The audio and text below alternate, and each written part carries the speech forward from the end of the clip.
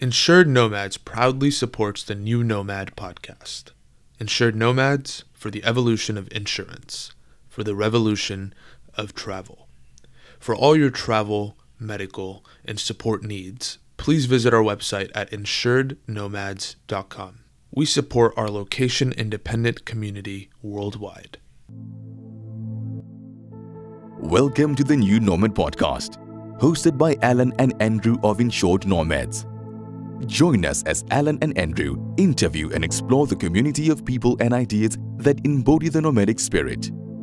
Tune in to incredible discussions with thought leaders each week that will help you take full advantage of the cross-border remote work lifestyle.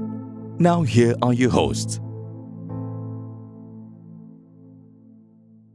Hello and welcome to the new Nomad podcast. It's going to be an interesting conversation today about immersive travel, about mindful travel, about finding different locations. Amit Jaipuria is with us today of Postcard.travel. Postcard.travel, which you'll explain, I really enjoyed reading up on it and using it as a platform. It aims to be the Wikipedia of stories and people and places, which really sounds interesting to me. And, mindful luxury travel. And of course, we all know on this podcast, we want all of you listeners to feel confident traveling, but finding new places, getting out of the bubble, using travel as a force for good. And I'll bring Andrew in on this. Andrew, I know at this point in time, we get a lot of questions about really interesting places to go. People are trying to find new and unique locations. And a lot of times they're not quite sure of where to go. And I was looking on the website that Amit has of Kenya, Antarctica, Sicily, Nepal, Bhutan. And all these I would want to go to, but I would really want to go on a curated version of the journey there, as opposed to me just going to a location, because I think you learn more.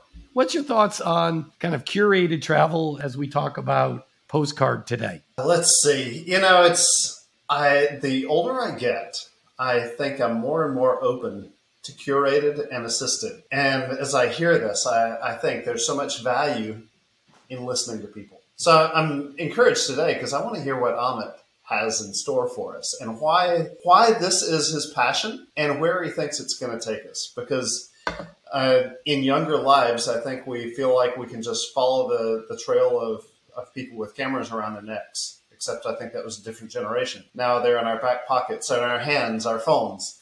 But back in the day, you'd follow that tourist bus and everyone would have a big, huge camera strapped around their neck. And it was that guided tour experience, but we've moved away from that. And I think that we kind of need to move back toward it. So this is going to be an interesting discussion.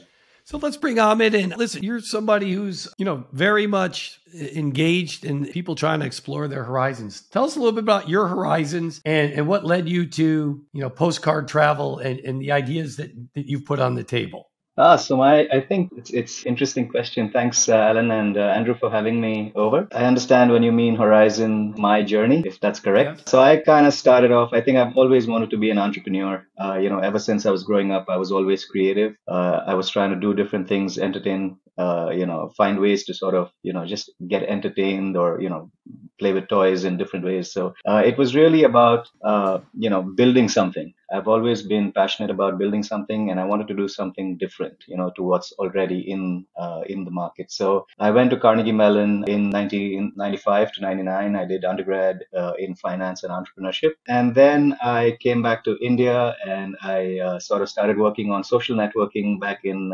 2000. And this was way before MySpace, Friendster, and, the others. But I think it was bad timing, a lot of luck that plays in, but wasn't able to take that off the ground. And then 9/11 happened. So chapter closed. But then I've been on this journey of, trying to find innovative ways of using technology to really bring people together, right? And my whole idea is if we can bring good people together, then there's a lot of potential that opens up. So I've been through that. With that philosophy, I started something in social media, but I also got into agri-tech. I got into retail, had a startup in fine art as well, and then finally travel. Travel has been particularly interesting for me because I think I met some of the most interesting people in this journey. Over the last 22 years, I've met a lot of individuals from different areas of life, but I think the ones that inspired me the most are the ones that I work with today. And it's really coming from that space, so it's how do we sort of build technology to sort of serve a common purpose. And in this case, it's really travel, bringing together a community of people who believe travel can be used as a force for good, and then giving them the tools to sort of help them succeed. That's really a story. It's interesting because in earlier podcasts, Andrew and I have discussed one of my favorite books. Rick Steves, the travel author, wrote Travel is a Political Act. And a big part of it is getting out of your comfort zone, getting out of the bubble, and being an ambassador of travel. So I'd love to hear your conversation on the different people that you're seeing that are traveling today and how they're using postcard travel to get out of the bubble. Because as I saw when I was looking online, I mean, you've tours to some really unique places in Kenya and Nepal and Bhutan and Antarctica, et cetera, and other places. Help share with our audience. If I'm sitting here right now and I'm saying, I want to travel, how does Postcard help me get out of that bubble? Other than, I'll be honest with you, it would give me great confidence to know I got a great storyteller or a knowledgeable person leading the tour. Yeah, so I think it's an interesting question. It starts with the user journey, right? It's really, where do we find such inspirations today? If we want to sort of travel to Sierra Leone, for example, as an abstract tour, how do you find these stores, right? And how do you find these suppliers? So from a traveler's perspective, if I wear the traveler hat, it's really hard for me to find these on Google because it's just not easily, what do you search for, right? If you want to look at a curated tour of, let's say, Sicily, like you said. And then secondly, it's really hard to establish authenticity. Who are the right guys to travel? Everyone's got these amazing trips on their platform, but how do I choose which one is the right one for me? So that's the way what we do is, from our perspective, we sort of bring together these travel designers that are very authentic, that kind of uplift local communities through their work, and really use storytelling to inspire people about their land. For us, mindful and responsible really is inspiration and storytelling. If we as people just start getting inspired about different parts of the world by reading local stories from different actors that are actually on the ground, it gives us that confidence, that assurance that, the person who's actually writing these stories are authentic. They're, wanting to support their people. So it gives us two ways in which, first we get inspired through the stories. And then secondly, what Postcard also does is helps you find the people who are behind the stories. So you actually have a call to action where you can actually go connect with them, talk to them, see if those stories are aligned with, what you are inspired by, and then they plan a trip for you. Travel advising that I hear you describing is more and more the case now because people are, I believe there's been a real shift from the thought of, okay, maybe I can't get everything I need off Google.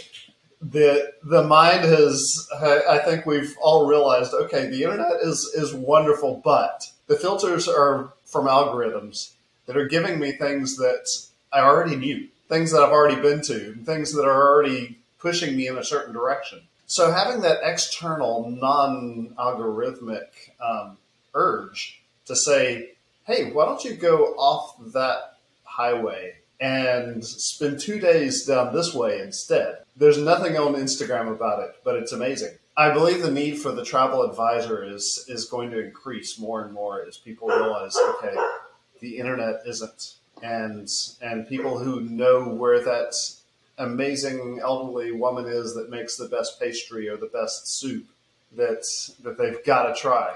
What are your thoughts on that?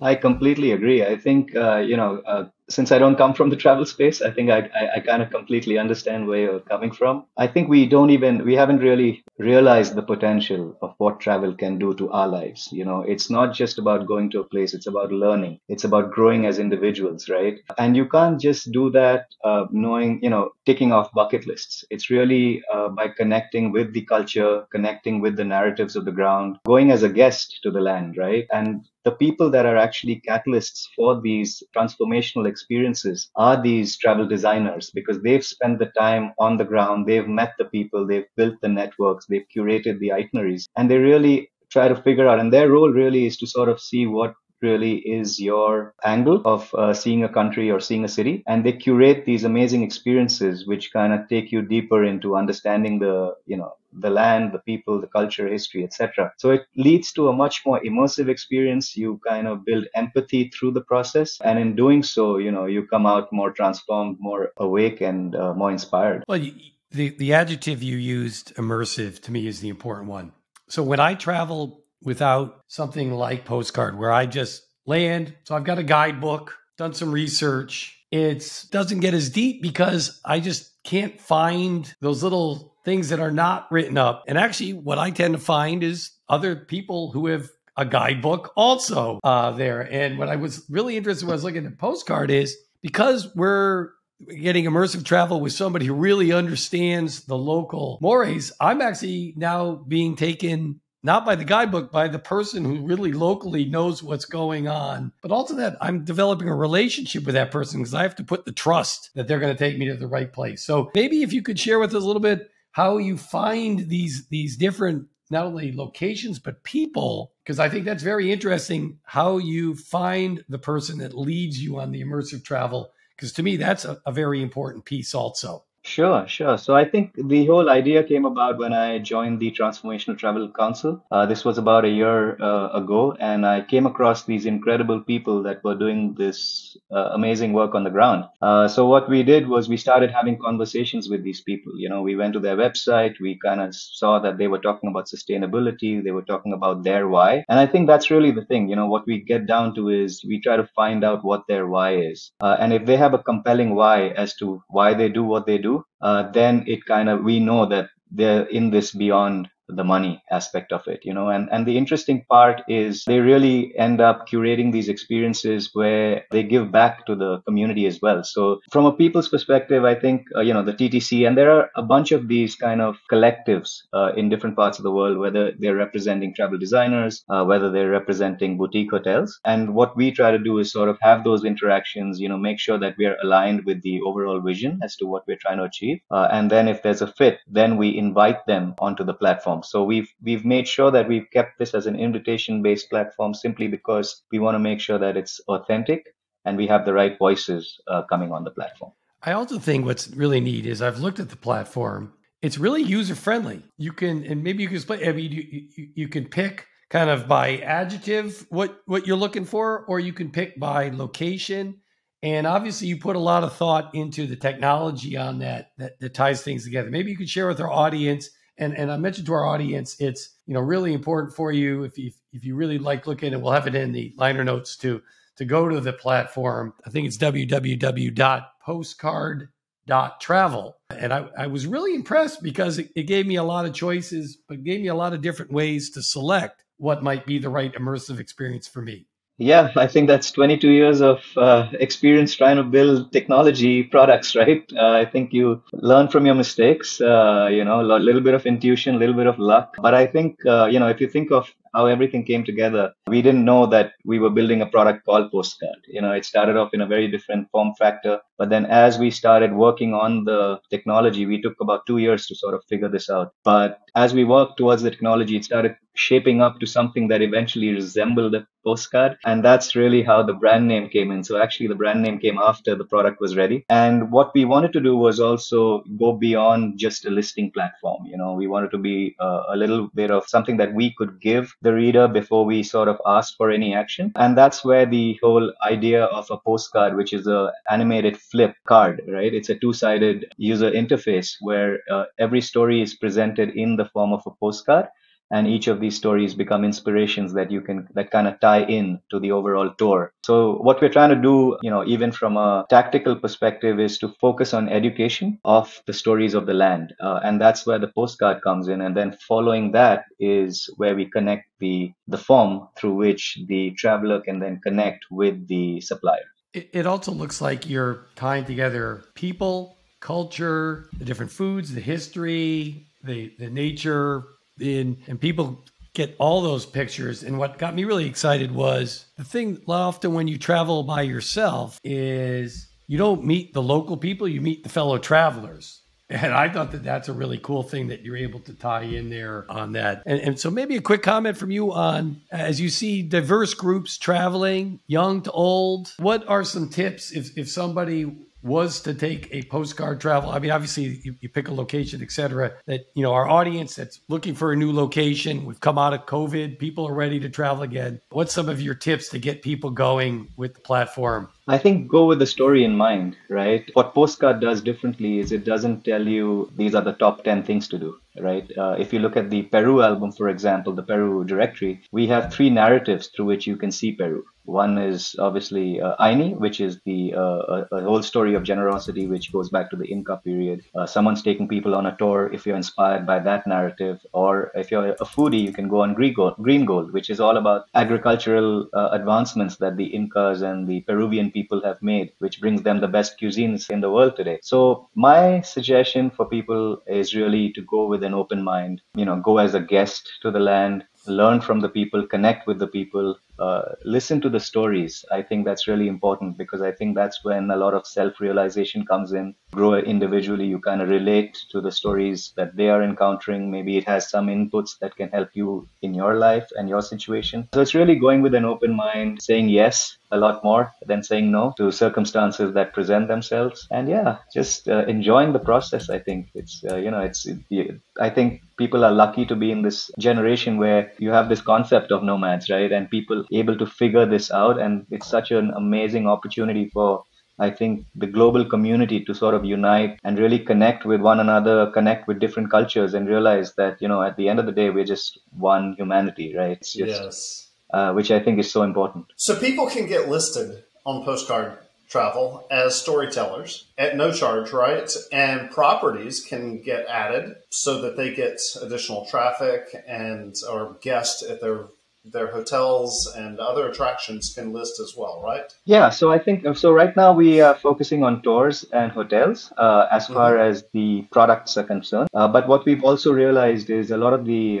hotels that we talk to, and even travel designers, either they're very busy or they're not very good at storytelling. So what we do is the storyteller directory is really to sort of help our partners find storytellers who are, who've written for top tier publications, who are looking for work, to really connect them so that, we present them with the opportunity to have really high quality stories that they can publish on behalf of their product, and then use that to sort of inspire our audience. Very intriguing. Loving it because it takes me back to having people visit when I've lived in different places around the world. And I like to take them to the places that are, off the street, down some path, and there is the artisan that's carving, that's making the pottery, that's making the quilts, the different fabrics, things like that, because you see things through different eyes when you're the one telling the story versus just receiving the story.